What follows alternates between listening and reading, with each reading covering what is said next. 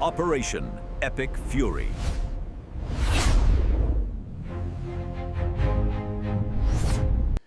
Some breaking news right now, folks. Oil tankers are moving through the Strait of Hormuz. The stock market is absolutely surging, and every so-called expert who laughed at President Trump is choking on their words. Well, the establishment media told you his Iran strategy would lead to World War III. Something incredible is happening in real time. Ships are flowing, markets are roaring, and the critics, well, of course, they're panicking, trying to explain how the man they called reckless just pulled off what they said was impossible. And what you're about to see in this report is proof that when Trump makes a promise, he delivers.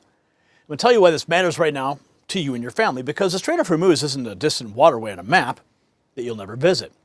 20% of the world's oil passes through that narrow channel every single day. When that strait gets threatened, gas prices at your local stations spike overnight. Your grocery bills go up, your heating costs explode. Everything you buy becomes more expensive because everything runs on energy. For months, the establishment told you that Trump's pressure campaign on Iran would backfire catastrophically. They said he was going to tank the economy and trigger a global energy crisis. Instead, what are we seeing? The Dow just jumped over 900 points. Oil prices are dropping. Tanker traffic is resuming through Hormuz, exactly as President Trump said it would during negotiations.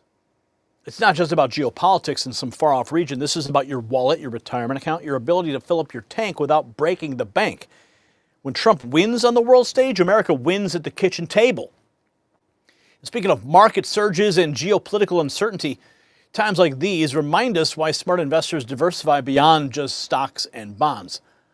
Look, when tensions rise in the Middle East, markets can swing wildly in either direction. And today we're seeing a surge, but tomorrow, who knows? That's exactly why I work with Noble Gold Investments. They understand that whether markets are panicking or celebrating, precious metals have been the steady hedge for thousands of years. While everyone else is trying to time these geopolitical moves, gold just keeps doing what it's always done, holding value when everything else gets shaky. And right now, all new qualified accounts receive a free 10th ounce American Gold Eagle as a thank you.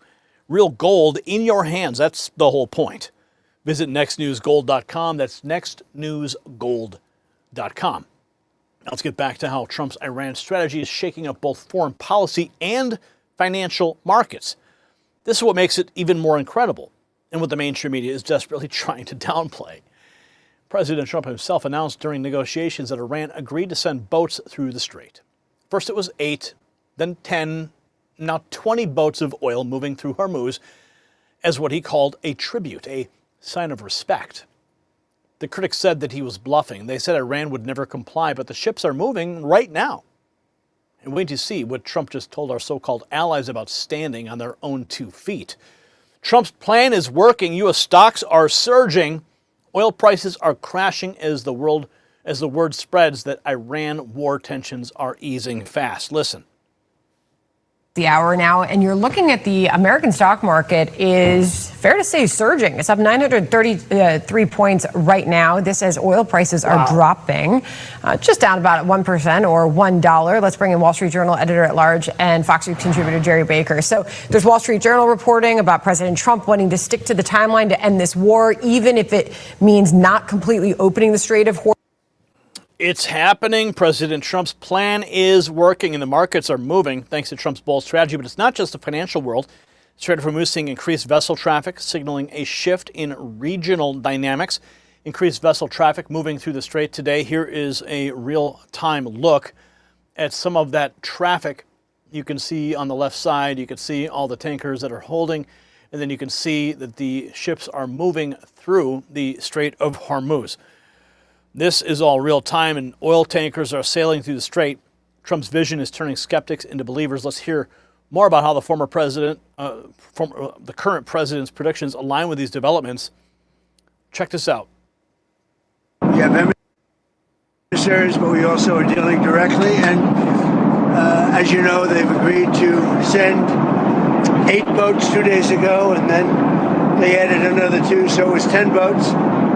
And now today they gave us as a tribute, I don't know, I can't define it exactly, but they gave us, I think out of a sign of respect, 20 boats of oil, big boats of oil, going through the Hormuz Strait. And that's taking place starting tomorrow morning.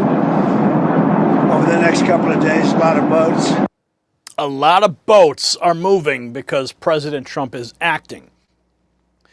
Trump's plan drawing international attention, challenging allies like the UK to stand up and secure their own resources. His message is clear and unyielding. He posted this to Truth Social.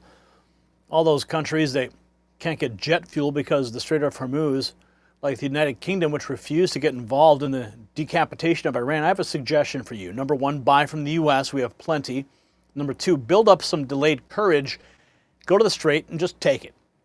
You'll have to start learning how to fight for yourself. The USA won't be there to help you anymore, just like you weren't there for us. Iran has been essentially decimated. The hard part is done. Go get your own oil.